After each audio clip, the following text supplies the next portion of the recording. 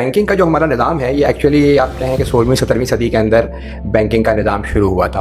और initial times पे यानी उस ज़माने में जो बैंकर्स थे वो सोनार या गोल्ड स्मिथ लोग इनके पास जाके जो है सोना रखवाते थे या सेंट्रल गवर्नमेंट के उस ज़माने में सोने के सिक्के होते थे वो रखवाते थे और ये लोग जो है रसीदें इशू कर दिया करते थे। और वो रसीदें जो है क्योंकि ज़ाहिर है कि सोने को कैरी करना मुश्किल था तो वो रसीदें जो है वो नोट के तौर पर इकनॉमी में ट्रांजेक्शन शुरू हुई।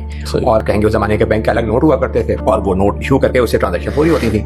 यानी जो अगर आप दुकानदार के पास खरीदने जाए तो आपको सोने की कोई देने की जरूरत नहीं, आप वही रसीद दे देंगे। फिर वो उस रसीद का होने का मतलब यह है कि बेरर है वो, मतलब नोट आपने उनका वाले की रसीद दे दिया। वो नोट जो है जो सोने की है 1 तोला है या उसका कोई 1 तोले का 1 बटा था वो आपको उसने नोट इशू कर दिया। तो सोना लेना तो नहीं आते, रसीदें हमने इशू किया। अगर फॉर एग्जाम्पल आपने 100 तोले हमारे पास जमा है और हमने 1000 रसीदें इशू की हुई हैं 1/10 तोले के हिसाब से, तो हम ये क्यों ना करें कि हम इससे डबल रसीदें कर दें। तो जब डबल रसीदें हम करेंगे तो उससे क्या फायदा होगा कि हमें जब हम लोगों को देंगे जिनको उससे हम इंटरेस्ट चार्ज कर सकेंगे उसके ऊपर और सोना हमारे पास कम होगा। लेकिन ये कि एक टाइम पे क्योंकि लोग सोना लेने नहीं आते तो हमें कोई मसला नहीं होगा। 2000 की रसीदें हो जाएगी, जो आएंगे उनको हम दे देंगे और हमारे पास 50% सोना भी है वो काफी होगा। फिर ऐसे ऐसे और कम होता गया और उस जमाने में तो बड़ा फ्रॉड समझा गया कि भाई हमारे पास रसीद है लेकिन सोना ने क्या किया हुआ है कि उसके पास सोना है ही नहीं, बैंक के पास सोना ही नहीं है। जिनके बारे में ये बात पता चल गई कि ज्यादा कर रहे हैं उनके पास लोग सोना लेने पहुंच गए वो डिफॉल्ट करके, जैसे आज के जमाने में आप बैंक रन कहते हैं, बैंक रन हो गया। और एक तो ये मसला था कि उससे एकदम जब बैंकर के नोट ना चलने हो तो उससे पूरी इकोनॉमी हिल जाती है। कितने लोगों के डिपॉजिटर्स हिल जाते हैं, हमने 2008 में देखा कि बैंकिंग का